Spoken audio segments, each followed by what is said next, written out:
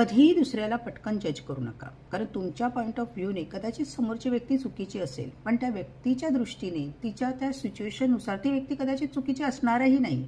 समजा एखाद्या दिवशी तुम्ही रस्त्यावरनं जाता आणि तुमची मैत्रीण समोरून येते, तिचं तुमच्याकडे लक्षही नाहीये, पण तुम्हाला वाटतं तिने माझ्याकडे पाहून न पाहिल्यासारखं केलं आणि तुमच्या मनात मग सुरू होतात निगेटिव्ह थिंकिंग, ओव्हर थिंकिंग, आणि त्यामुळे तुम्ही त्या व्यक्तीला चुकीचं ठरवायला लागता.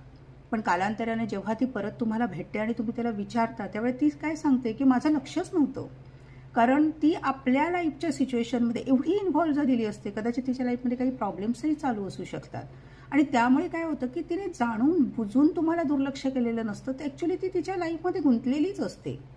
मग अशा वेळी तुम्हाला लक्षात येतं की अरे आपण उगीच तिच्याबद्दल इतके दिवस ओव्हर थिंकिंग करत असतो.